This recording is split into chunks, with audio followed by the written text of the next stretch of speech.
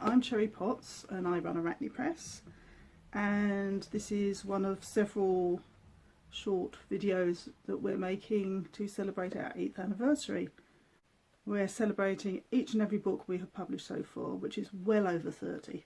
This book is getting a session all to itself because it's our bestseller.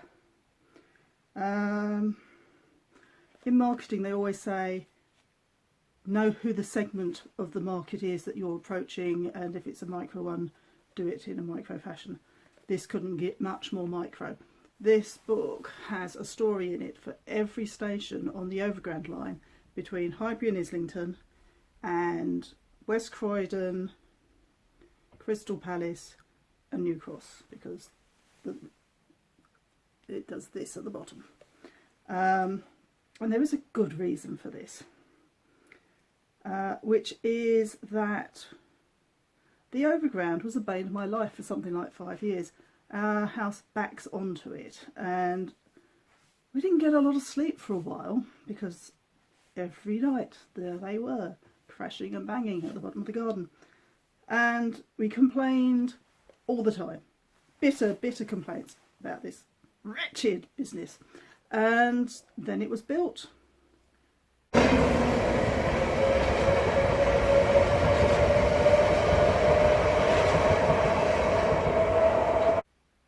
And we could get to places we'd never think of going to before, because we'd be able to get a train back before it was ridiculous, and didn't run the risk of getting stuck in Islington after the last train and that sort of thing.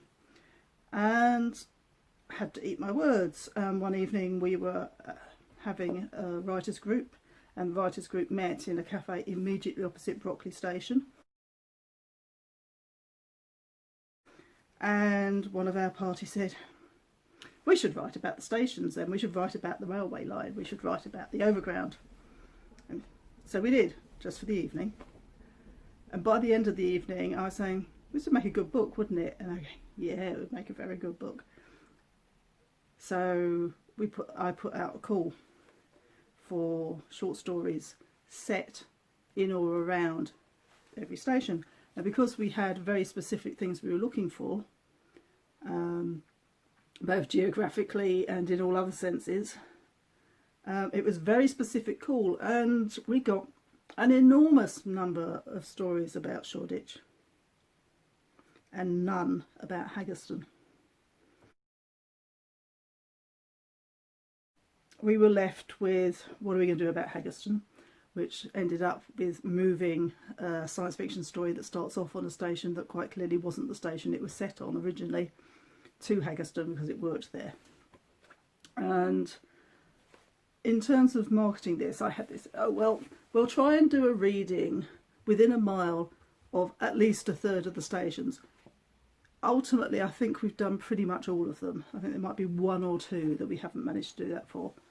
And we launched the book at the Brunel Museum in Rotherhithe, which is,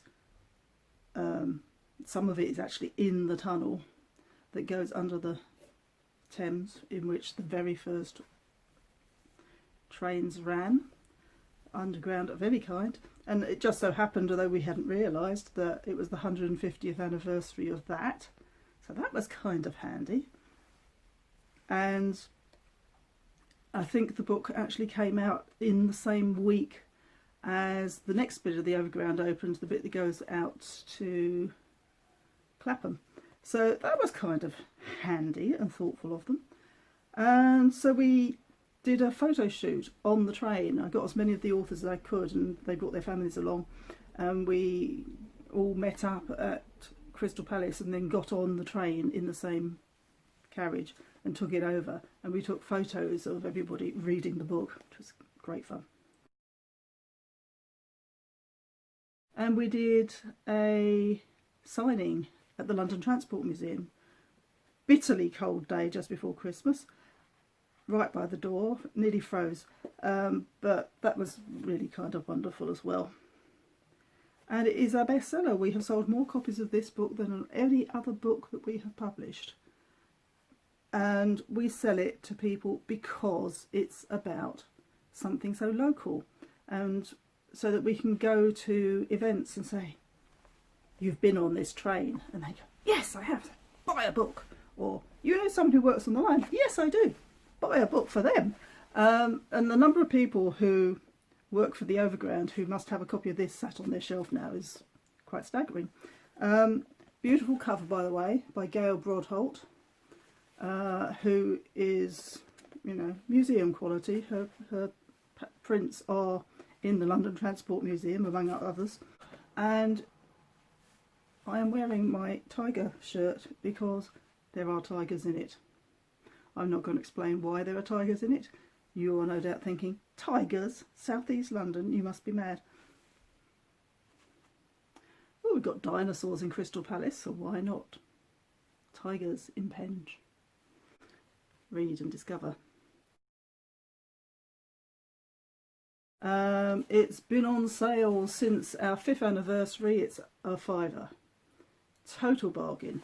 It's a fat book, beautiful book, delightful stories. If you don't already have a copy, why not?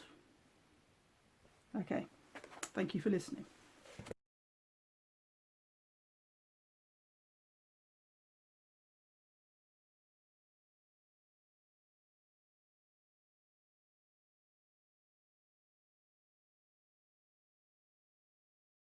Luke's building overlooked a small communal garden, enclosed in wrought iron railings, typical of this North London neighbourhood. It was spring. The trees were just coming into leaf. The birds were wild with activity, calling to each other urgently from treetops. On an impulse, Luke pushed open the gate and went into the garden. He felt a sudden rush of joy. Here he was, sap rising all around, sap rising in him. He relived the hour he had just spent, easing the knottiness in the young actor's muscles, laying his hands on the twists and coils, the trapezius and the deltoids, the iliac crests and the laterals, the lower gluteals, the perfect bottom. As Luke felt the warm skin beneath his hands again, imagined the glorious golden back with its slightly prominent vertebrae, something stirred. Luke flexed his hands, curling and uncurling his long fingers. He stood up abruptly from the old wooden bench where he had sat gingerly, eyeing the lichen, thinking of his khaki twills. Oh Lord, what was that in his trousers? He hadn't seen that for a while. He lowered himself again, pulled on his lightweight Burberry, stood, smoothed himself down. Kate would be waiting.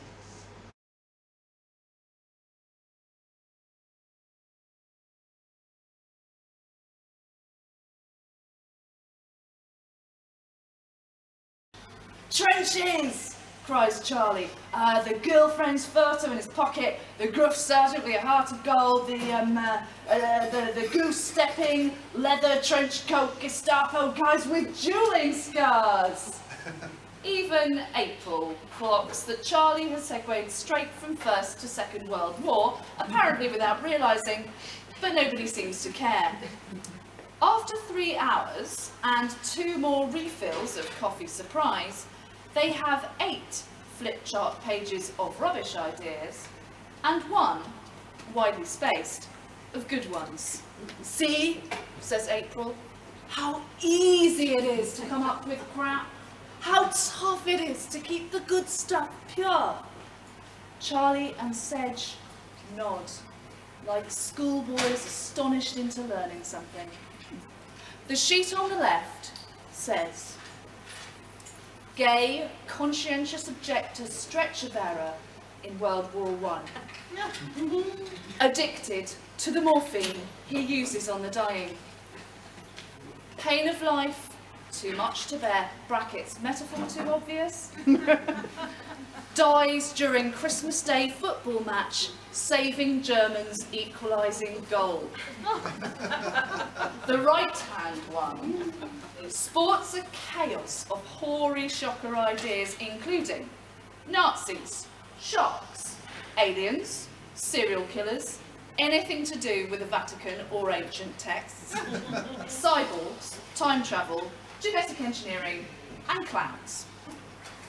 That side, April explains, is the shittest pile of money-spinning, lowest common denominator trash that Hollywood ever options. We'll call it, she glances briefly, contemptuously, over the list of tropes. Nazi sharks in a trench. And into that trench is where we'll throw every commercial, sellout, humdrum idea we have. And on the left, says April softly, is the film we know we can make. The film we must make. The vision we all share. And the name of that film is, she looks at Sedge, inclining her head like a worshipful geisha, Unbearable.